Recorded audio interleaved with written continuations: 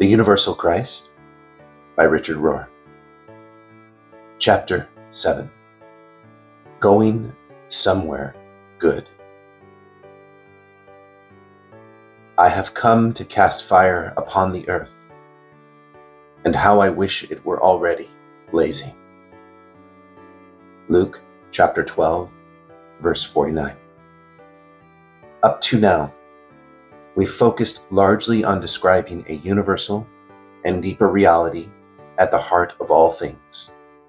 We have named this transcendent reality the Christ mystery, which reveals itself in the incarnations of nature, the Jesus of history, and even you and me. This Christ passionately and relentlessly loves us in a highly personalized way, wooing us toward wholeness in a vocabulary unique to each soul. In this chapter, we stand back to ask, but where is this all going? If Christ in you is the starting point, what is the end goal for all of us, and, for that matter, the cosmos in its entirety? Is our late great planet Earth really headed toward Armageddon? In these fractious, unmoored, and disillusioned times, I can hardly think of more relevant concerns. To arrive at ultimate outcomes, I begin with the promise of change, and also the nature of change, which I describe later as moving from one order to disorder, and finally, reorder. Appendix 2. In the inner process of change, Jesus' daring notion of casting fire upon the earth, cited in the epigraph, is one of my favorite metaphors. I love the image of fire, not for its seeming destructiveness, but as a natural symbol for transformation, literally, the changing of forms. Farmers, forestry workers, and native peoples know that fire is a renewing force, even as it is also can be destructive. We in the West tend to see it as merely destructive, which is probably why we did not understand the metaphors of hell or purgatory. Jesus quite clearly believed in change. In fact, the first public word out of his mouth was the Greek imperative verb metanoia, which literally translates as change your mind or go beyond your mind. Matthew chapter 3 verse 2, chapter 4 verse 17, and Mark 1:15. Unfortunately, in the 4th century, St. Jerome translated the word into Latin as pae nientia, repent or do penance, initiating a host of moralistic connotations that have colored Christians' understanding of the Gospels ever since. The word metanoia, however, is describing a primal change of mind, worldview, or your way of processing, and only by corollary about a specific change in behavior. The common misunderstanding puts the cart before the horse. We think we can change a few externals, while our underlying worldview often remains fully narcissistic and self-referential. The word metanoia, however, is describing a primal change of mind, worldview, or your way of processing, and only by corollary about a specific change in behavior. This misunderstanding contributed to a puritanical, externalized, and largely static notion of the Christian message that has followed us to this day. Faith became about external requirements that could be enforced, punished, and rewarded, much more than an actual change of heart and mind, which Jesus describes as something that largely happens in secret, where your Father who sees all that is done in secret can reward you. Matthew 6:4, 6:18. Jesus invariably emphasized inner motivation and intention in his moral teaching. He made religion about interior change and purity of heart. Matthew 5, verse 8. Rather than anything people can see or anything that will produce any social payoff or punishment. This refines religion at the very point where it's most likely to become corrupt and manipulative. The inner process of change is fundamental to everything, even our bodies. Think about it. What if the next wound to your body could never be healed? Having undergone several surgeries myself, I was consoled by the way my body always took care of itself over time. The miracle of healing came from the inside. All I had to do was wait and trust. In religion, though many prefer magical, external, one-time transactions instead of the universal pattern of growth and healing through loss and renewal. This universal pattern is the way that life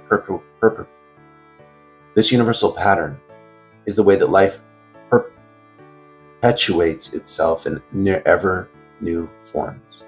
Ironically, though, various kinds of death. This pattern disappoints and scares most of us, but less so biologists and physicists. They seem to understand the pattern better than many clergy, who think death and resurrection is just a doctrinal statement about Jesus. I'm afraid many of us have failed to honor God's always unfolding future and the process of getting there, which usually includes some form of dying to the old. In practical effect, we end up resisting and opposing the very thing we want. The great irony is that we have often done this in the name of praying to God, as though God would protect us from the very process that refines us. God protects us into and through death, just as the Father did with Jesus.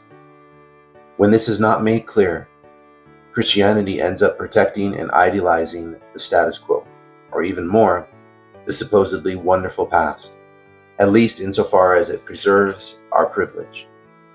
Comfortable people tend to see the church as a quaint antique shop where they can worship old things as substitutes for eternal things. There is no such thing as a non-political Christianity. To refuse to critique the system or the status quo is to fully support it, which is a political act well disguised. Like Pilate, many Christians choose to wash their hands in front of the crowd and declare themselves innocent, saying with him, "It is your concern." Matthew 27, verse 24. Pilate maintains his purity, and Jesus pays the price. Going somewhere good means having to go through and with the bad, and being unable to hold ourselves above it or apart from it. There is no pedestal of perfect purity to stand on, and striving for it is an ego game anyway. Yet the Pilate syndrome is quite common among bona fide Christians, often taking the form of excluding those they consider sinners. Jesus himself strongly rejects this love of the past and one's private perfection, and he cleverly quotes Isaiah chapter 29, verse 13, to do it. In vain do they worship me, teaching human precepts as if they were doctrines. Matthew chapter 15, verse 9. Many of us seem to think that God really is back there, in the good old days of old-time religion, when God was really God and everybody was happy and pure. Such is the illusion of many people attracted to religion, and it is quite popular at many megachurches today. All change is private and interior, and any outer critique of systems, one's privilege, one's nation, or one's religion is out of the question. When Jesus first announced, "Change your mind," he immediately challenged his apostles to leave both their jobs and their families. See Mark 1:20 and Matthew chapter 4, verse 22. The change of mind had immediate and major social implications, leading young Jewish men to call two solidly conservative sacred cows, occupation and family, into full question. He did not tell them to attend the synagogue more often or to believe that he was God.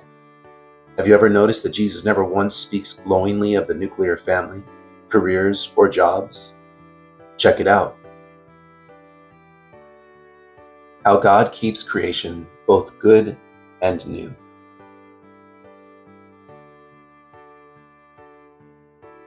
So, as we bring part 1 of this book to a close, let's talk about how God keeps creation both good and new, which means always going somewhere even better. I know some Christians might be hesitant about this, but the helpful word here is evolution. God keeps creating things from the inside out, so they are forever yearning, developing, growing, and changing for the good. This is the fire he has cast upon the earth, the generative force implanted in all living things, which grows things both from within, because they are programmed for it, and from without, by taking in sun, food, and water. If we see the eternal Christ mystery as the symbolic alpha point for the beginning of what we call time, we can see that history and evolution indeed have an intelligence, a plan, and a trajectory from the very start. The risen Christ, who appears in the middle of history, assures us that God is leading us somewhere good and positive. All crucifixions to the contrary. God has been leading us since the beginning of time, but now God includes us in the process of unfolding. Romans chapter 8, verse 28 through 30. This is the opportunity offered us as humans, and those who ride this Christ train are meant to be the new humanity. Ephesians chapter 2, verse 15. Christ is both the divine radiance at the beginning, Big Bang, and the divine allure, drawing us into a positive future. We are thus bookended in a personal love, coming from love, and moving toward an ever more inclusive love. This is the Christ Omega. See Revelations chapter 1, verse 8. Maybe you personally do not feel a need for creation to have any form, direction, or final purpose. After all, many scientists do not seem to ask such ultimate questions. Evolutionists observe the evidence in the data and they say the universe is clearly unfolding and expanding, although they do not know the final goal.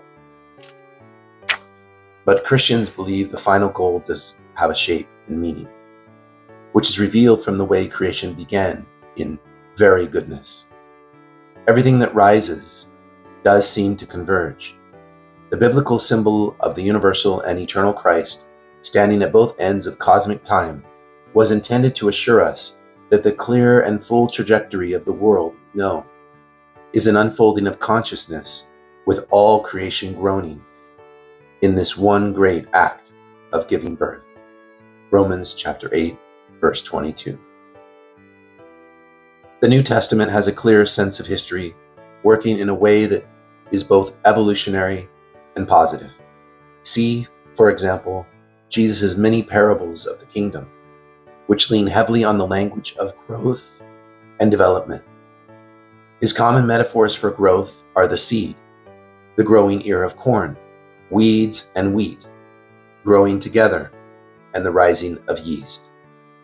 His parables of the reign of God are almost always about finding, discovering, being surprised, experiencing reversals of expectations, changing roles and status. None of these notions are static. They are always about something new and good coming into being. Why do I think this is so important? Frankly, because without it, we become very impatient with ourselves and others, particularly in the setbacks. Humans and history both grow slowly. We expect people to show up at our doors fully transformed and holy before they can be welcomed in. Both growth language says it's appropriate to wait, trusting that metanoia, or change of consciousness, can only come with time, and this patience ends up being the very shape of love. Without it, church becomes the mere enforcing of laws and requirements. Pastors, instead of serving as caretakers of God's lambs and sheep, are told they should be guards, word police, and dealers in holy antiques. Without an evolutionary worldview, Christianity does not really understand, much less foster, growth, or change, nor does it know how to respect and support where history is heading.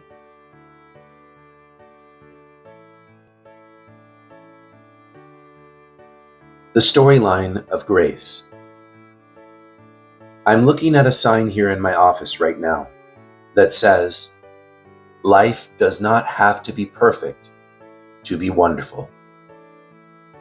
The steps toward maturity, it seems, are always necessarily immature. What else could they be? Good moms and dads learned that a long time ago, and Cardinal John Henry Newman brilliantly captured it when he wrote that to live is to change, and to be perfect is to have to changed often. Anything called good news needs to reveal a universal pattern that can be relied upon, and not just clannish or tribal patterns that might be true on occasion.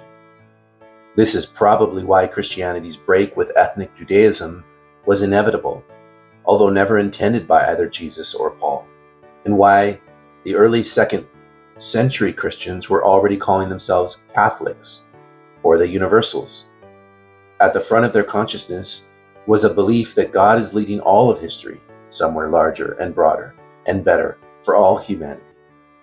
Yet after Jesus and Paul, except for occasional theologians like Gregory of Nyssa, Athanasius, Maximus the Confessor, and Francis of Assisi, the most widely accepted version of Christianity had little to do with the cosmos or creation, nature, or even history. Our beliefs did not generally talk about the future, except in terms of judgment and apocalypse. This is no way to guide history forward, no way to give humanity hope, purpose, direction, or joy. That is the limited and precarious position Christianity puts itself in when it allows itself to be too tied to any culture-bound Jesus, any expression of faith that does not include the eternal Christ. Without a universal storyline that offers grace and caring for all of creation, Jesus is kept small and seemingly inept. God's care must be toward all creatures, or God ends up not being very caring at all, making things like water, trees, animals, and history itself accidental, trivial, or disposable. But grace is not a late arrival, an occasional add-on for a handful of humans. And God's grace and life did not just appear a few thousand years ago, when Jesus came and a few lucky humans found him in the Bible.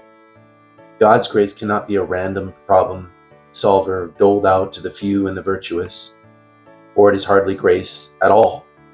See Ephesians 2, verse 7 through 10, if you want the radical meaning of grace summed up in 3 succinct verses.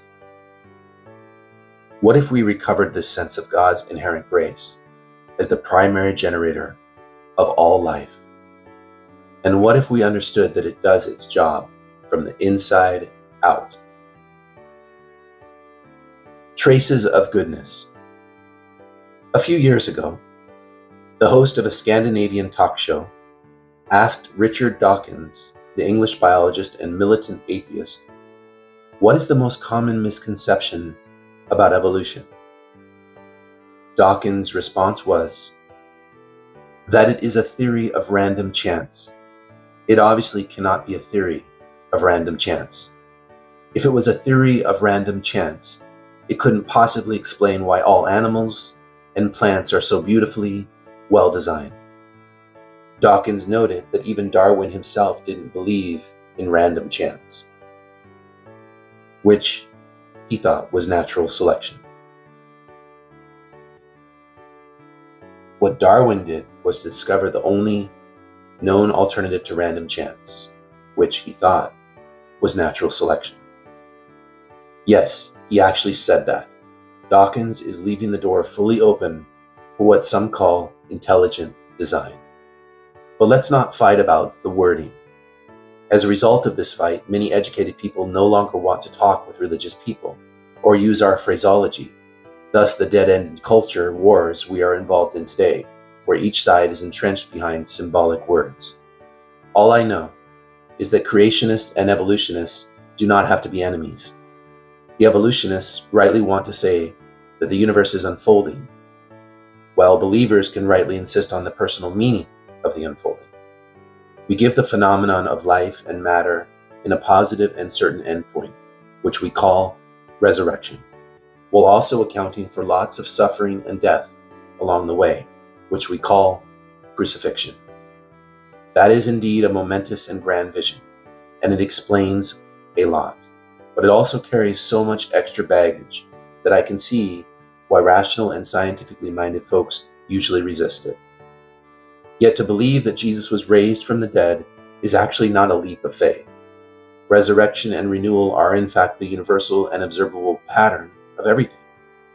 We might just as well use non-religious terms like springtime, regeneration, healing, forgiveness, life cycles, darkness, and light.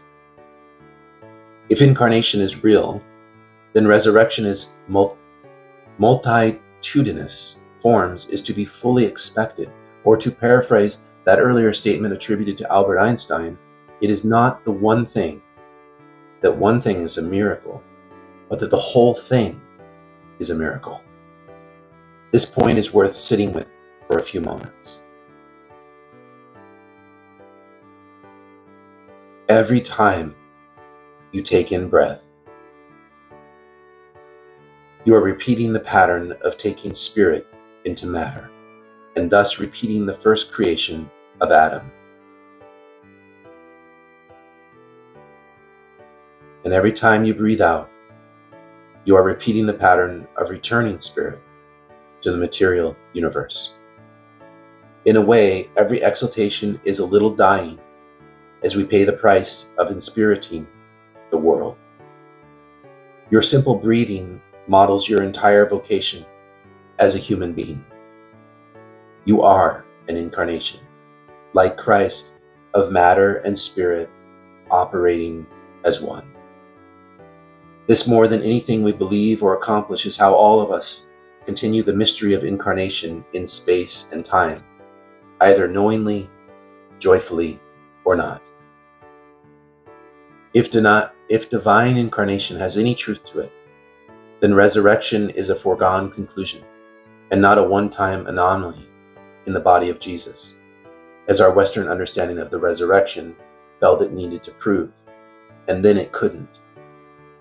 The risen Christ is not a one-time miracle, but the revelation of a universal pattern that is hard to see in the short run. The job for believers is to figure out not the how or the when of resurrection, but just the what. Leave the how and the when to science and to God. True Christianity and true science are both transformational worldviews that place growth and development at their centers. Both endeavors, each in its own way, cooperate with some divine plan, and whether God is formally acknowledged may not be that important. As Carl Jung inscribed over his doorway, vocatus attique non vocatus, Deus adorit. Invoked or not invoked, God is still present. God has worked anonymously since the very beginning. It has always been an inside and secret sort of job. The Spirit seems to work best underground. When above ground, humans start fighting about it. God has worked anonymously since the very beginning. It has always been an inside and secret sort of job.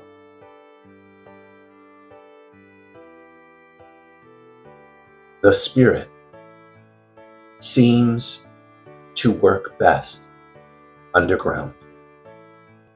When above ground, humans start fighting about it. You can call this grace, the indwelling Holy Spirit, or just evolution toward union, which we call love. God is not in competition with anybody, but only in deep, kind cooperation with everybody who loves. Romans 8:28. Whenever we place one caring foot forward, God uses it, sustains it, and blesses it. Our impulse does not need to wear the name of religion at all. Love is the energy that sustains the universe, moving us toward a future of resurrection. We do not even need to call it love, or God, or resurrection for its work to be done.